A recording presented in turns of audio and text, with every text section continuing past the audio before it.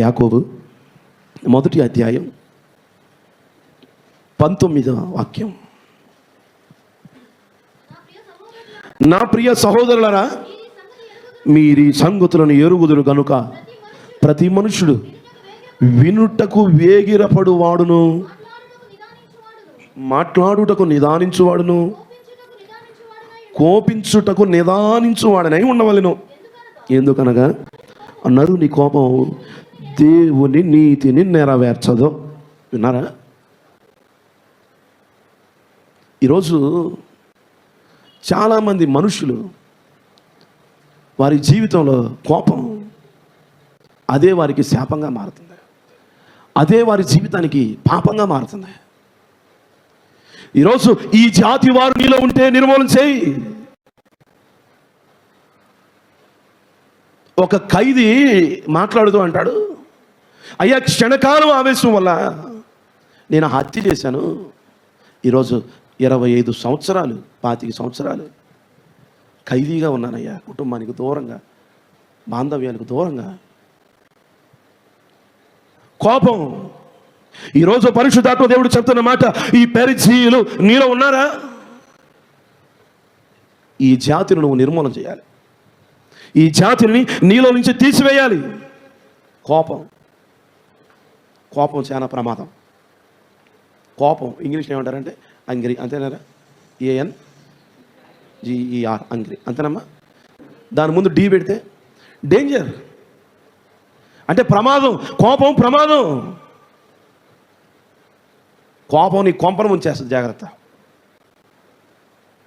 ఈరోజు ఈ జాతిని నీలో నుంచి నిర్మూలన చేయి. కోపాన్ని నువ్వు అణుచుకో. చాలామంది ఎంత కోపం అవుతుంది అంత కోపం చెప్తారు. ఒకప్పుడు మా ఇంట్లో నాతో మాట్లాడాలంటే భయం, తెలుసా? మా వాళ్ళకి అంత కోపం నాకు. నేను యవ్వన కాలంలో ఉన్నప్పుడు ఇంచుమించు ఒక 6-7 ఫోన్లు పగలగొట్టేశాను. ఈరోజు కోపాన్ని అణుచుకోవాలి. మోషే ఎంత కోపవంతుడు, కానీ ఎంత తగ్గించుకున్నాడు. దేవుడు అంటాడు మోషే గురించి, నా ఇల్లంతటిలో మిక్కిలి సాత్వికుడు. ఈరోజు ఈ జాతి వారు, ఈ పెరిజీయులు నీలో ఉన్నారేమో. ఈ జాతి నుండి నువ్వు నిర్మూలన అవ్వాలి. ఈ జాతిని ఇంట్లో ఉండకూడదు, ఈ జాతి వారిని కుటుంబంలో ఉండకూడదు. ఈ జాతి వారిని మీరు వెళ్ళగొట్టండి. లేదండి వీళ్ళతోనే సహవాసం చేస్తా, వీళ్ళతోనే స్నేహం చేస్తా, వీళ్ళతోనే సాంగత్యం చేస్తాను అంటావా? అదే నీకు ఉరిగా మారబోతుంది. ఇంకా మనం చూస్తే ఇంకో జాతి ఎవరయ్యా అంటే వీళ్ళు గిర్గీషీయులు. ఈ జాతి గురించి మనం చూస్తే పరిశుద్ధ గ్రంథంలో వీళ్ళు ఎవరయ్యా అంటే తిండిపోతులు.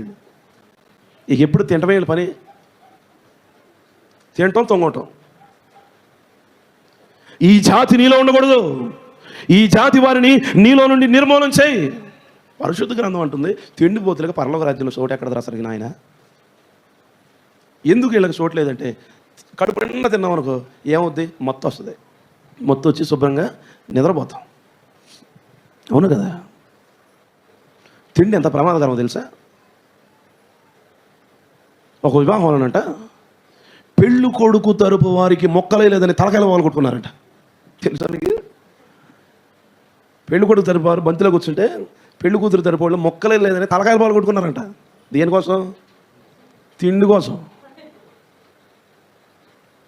ఈరోజు ఈ జాతి వారు నీలో ఉంటే నిర్మూలన చేయి. భక్తుడు అంటాడు నీ గొంతు మీద కత్తి పెట్టుకోమంటాడు.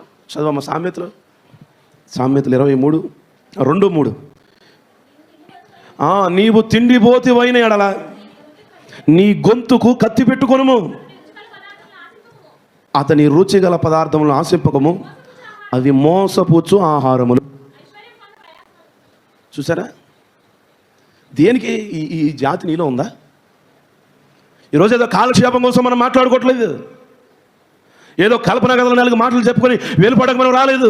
ఈ జాతి నీలో నుంచి నిర్మూలన అవ్వాలి. ఈ జాతి వారు నీలో ఉండకూడదు. ఇదిగో ఈ గిర్గీషీయులు, వీడి బ్రతుకంతా తిండిపోతున్నారు వీళ్ళు. ఈరోజు ఈ జాతి నీలో ఉండకూడదు. చాలామంది తిండికి ఎంత ఆశపడతారో ఉండొచ్చు. కానీ లేఖనంలో ఏమంటుందంటే, నీవు తిండిపోతే వైన ఎడల నీ గొంతుకు కత్తి పెట్టుకో. కత్తి అంటే ఇంట్లో శాఖ తీసుకొచ్చి పెట్టుకునేవి లేనిపోయింది. వాక్యం అనే కత్తి నీ కంఠం దగ్గర పెట్టుకో. ఈ జాతి నీలో నుంచి నిర్మూలన చేయి.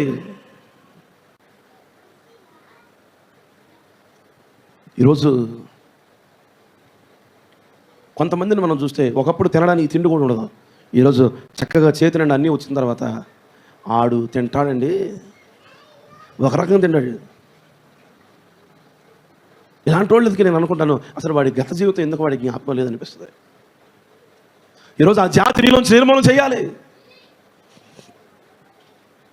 ఈరోజు నేను ఒకప్పుడు తినడానికి తిండి లేని స్థితి, నూకల బియ్యం తిన్న రోజులున్నాయి మా కుటుంబంలో. సైకిల్ మీద నేను వెళ్ళి ఉద్యోగం చేసుకుంటున్న సందర్భంలో మధ్యాహ్నం ఇదిగో ఎక్కడ చిన్న హోటల్స్ ఉంటే అక్కడ ఇదిగో చిన్న చిన్న పునుగులు, బజ్జీలు, కారపొడేసుకుని తిని కడుపు నింపుకున్న రోజులు ఉన్నాయి. మరి ఈరోజు గొప్ప అధికారుల సమక్షంలో కూర్చొని తినగలిగే కృపనిచ్చాడు దేవుడు. అట్టు ఇచ్చాడని చెప్పి 14 ఎదురుకుండా వేసుకుని పెట్టుకు తింటామా? అవునా? ఈరోజు ఈ జాతి వారిని నీలో నుంచి నిర్మూలన చేయి. ఇశ్రాయేలు ప్రజలు వాళ్ళకి ఎన్ని కోరికలు, మాంసం కావాలంటే మాంసం ఇచ్చాడు దేవుడు, ఇంతది ఇచ్చాడు. ఇసుక 2 మరి పెట్లు వచ్చినాయా? కడుపు నిండా తిన్నారు. తినేం చేశారు? ఒక మాటలో చెప్పాలంటే చచ్చారండి. జాగ్రత్త. ఈరోజు ఈ జాతి నీలో ఉండకూడదు. ఈ జాతి వారు నీలో ఉండకూడదు. వారిని నీలో నుంచి నిర్మూలన చేయి.